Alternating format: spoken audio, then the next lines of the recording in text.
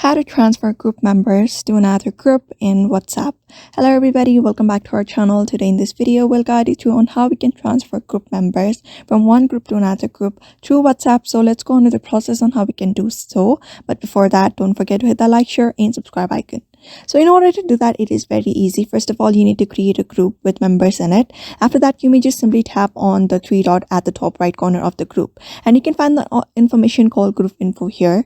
After going there, you will be scrolling down until you are able to find the invite via link section here. So you may just simply direct it from here, copy, confirm it, and send link via WhatsApp, or you may just copy the link, or you can find this QR code as well. I'm just going to copy the link. After that, what you can do is simply copy the link from here or send link via WhatsApp and head over to the group where you want to add the group members to.